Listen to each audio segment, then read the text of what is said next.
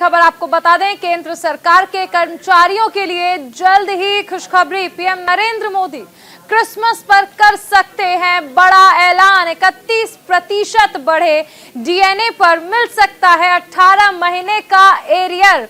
इस वक्त की बड़ी खबर आपको बताई जा रही है, केंद्र सरकार के कर्मचारियों के लिए जल्द ही खुशखबरी आने वाली है। पीएम नरेंद्र मोदी क्रिसमस पर कर सकते हैं बड़ा ऐलान। 31% बढ़े हुए डीए पर मिल सकता है 18 महीने का एरियर। जेसीएम, राष्ट्रीय परिषद, पर्सनल और ट्रेनिंग विभाग और साथ ही वित्त मंत्रालय के बीच इसको लेकर बातचीत हुई है।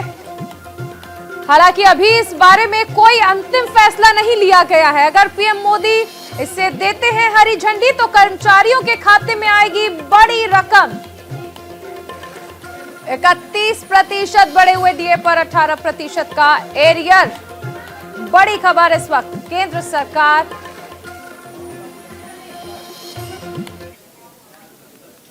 यूपी चुनावों पर बीएसपी की अहम बैठक कल होने वाली है। एक और बड़ी खबर आपको बता दें, और बैठक में आगे के कार्यक्रम के लिए रणनीति बनाई जाएगी। पार्टी के सभी जिला अध्यक्ष, मुख्य सेक्टर्स के प्रभारी तलब किए गए हैं। कल पार्टी दफ्तर में बीएसपी सुप्रीमो मायावती फीडबैक लेने वाली हैं। इस वक्त की एक और बड़ी खबर आपको बता दें, चुनावों के आते ही हर पार्टी एड़ी चोटी का जोर लगा रही है और ऐसे में यूपी चुनावों पर बीएसपी की कल एक अहम बैठक।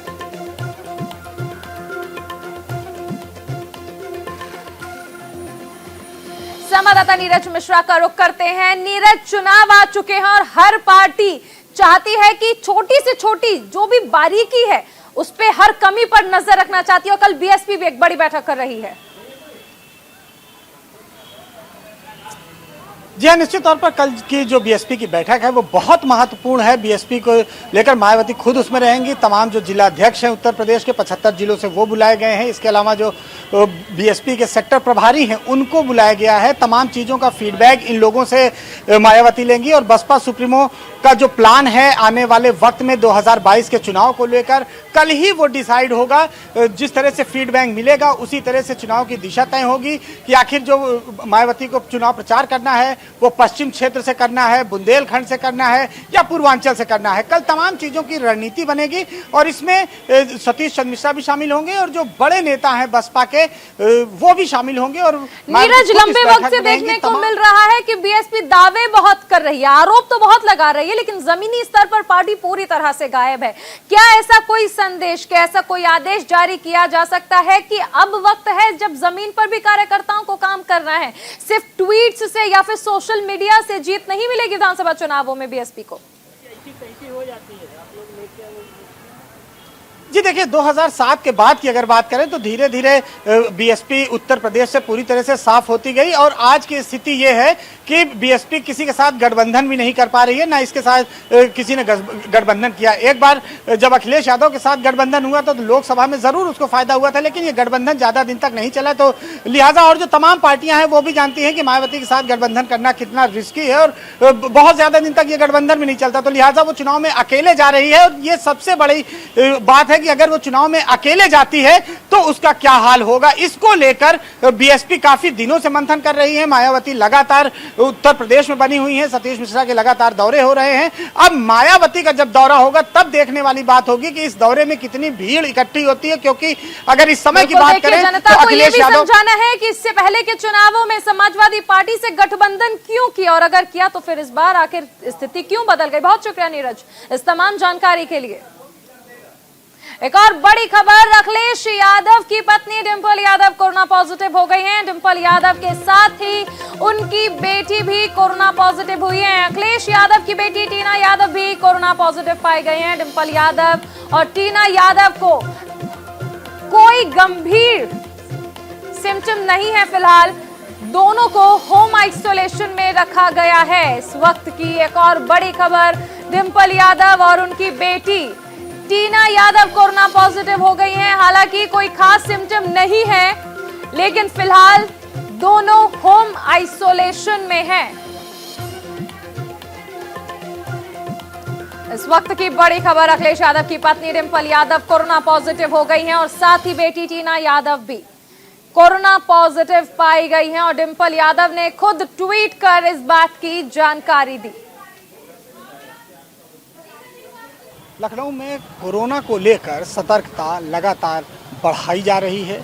तमाम जगहों पर चेकिंग की जा रही है और साथ ही साथ जो लोग कोरोना चपेट में हैं उनके लिए तमाम इंतजाम किए गए हैं। आइसोलेशन में लोगों को भर्ती कराया जा रहा है। आज सुबह से एक खबर निकलकर सामने आ रही थी कि सपा सुप्रीमो का परिवार वो कोरोना संक्रमित हो गया है, लेकिन इस बात की जानकारी लेने के लिए जब हम सीएमओ ऑफिस आए तो यहाँ पता चला कि ऐसी कोई खबर नहीं है, ये चीज़ें सिर्फ और सिर्फ र्यूमर है। हालांकि जो सीएमओ हैं और डिप्टी सीएमओ इन्होंने कैमरे पर तो नहीं बोला, लेकिन ये बात साफ कही कि हम किसी भी मरीज की पर्सनल जानकारी नहीं दे सकते, लेकिन जो खबर इस समय तमाम जगहों पर चल रही है वो खबर पूरी तरह से भ्रामक है। कैमरामैन राजवीर के साथ नीरज मिश्रा, न्यूज़ इंडिया, लखनऊ। चलिए रुक करते हैं अगली खबर का। पंजाब के वोट युद्ध के बारे में बात होगी। पीएम मोदी की अगले महीने पंजाब में मेगा रैली है। मोदी करेंगे पंजाब में चुनाव अभियान का आगाज। पंजाब में 117 विधानसभा सीटों में से 70 सीटों पर चुनाव लड़ेगी बीजेपी और बीजेपी ने शुरू कर दी है मेगा रैली की तैयारियां। अमरिंदर सिंह की पार्टी पीएलसी को दी जा सकती हैं 30 से 35 सीटें और सीटों के बंटवारे को लेकर बीजेपी और पीएलसी में आम सहमति बन चुकी है। ये खबर सूत्रों के हवाले से सामने आ रही है। तो पीएम मोदी अगले महीने से पंजाब की बागडोर संभालने वाले हैं। पंजाब में 117 विधानसभा सीटों में से 70 सीटों पर चुनाव लड़ेगी बीजेपी और साथ ही अमरिंदर सिंह की पार्टी से भी बातचीत हो चुकी है। पीएलसी 30 से 35 सीटों पर चुनाव लड़ सकती है।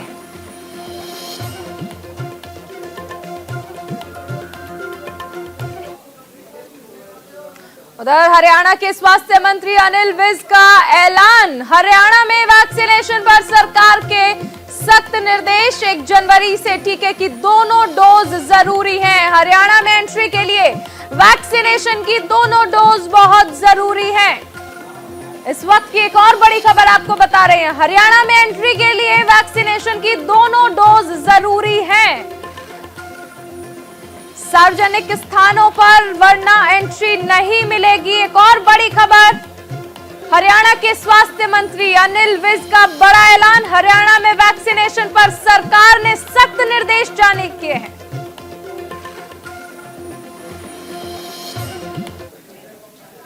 एक और बड़ी खबर आपको बता दें, नवजोत सिंह सिद्धू का अरविंद केजरीवाल पर हमला। केजरीवाल के माफीनामा टिकट पर केजरीवाल पर निशाना साधा। ट्वीट कर लिखा, पहले केजरीवाल ने मजीठिया से माफी मांगी। दिल्ली में बादल परिवार की बसों को एंट्री।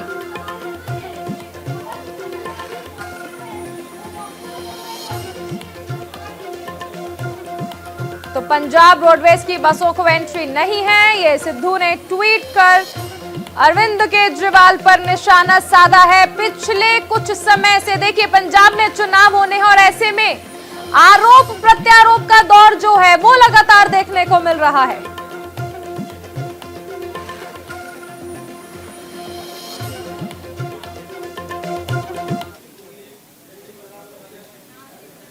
महाराष्ट्र के सीएम उद्धव ठाकरे की तबियत के चलते सियासत गर्मा गई है और इसी को लेकर विपक्ष हमलावर है।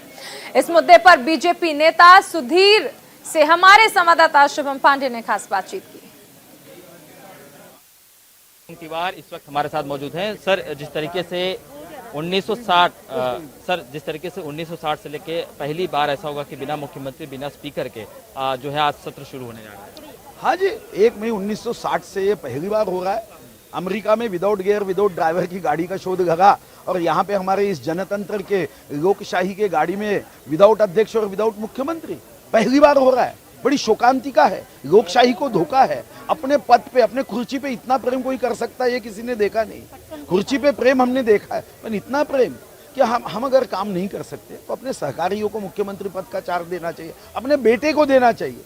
मगर इतना प्रेम जैसे कुछ हम अमर है, चिरंजीव है, कुर्सी भी हम वहीं लेके जाएंगे, ये तो अच्छा नहीं है। क्योंकि वो स्वास्थ्य का हवाला दे रहे हैं कि उनकी तबीयत ठीक नहीं, इस वजह से नहीं आ पा। हाँ ठीक है ना, उनकी तबीयत भगवान करे बहुत जल्द अच्छी हो। हमारी बहुत बहुत शुभकामनाएं। मगर तब तक अपने बेटे को बनाइए ना, उसमें क्या अड़चन है। जब शरद पवार जी थे विदेश जाते थे तो अपने सहकारी को चार्ज देके जाते थे ना, बाकी सब उनकी सुनते हो। मुख्यमंत्री का चार्ज देते समय शरद पवार जी का मार्गदर्शन नहीं चाहिए क्या?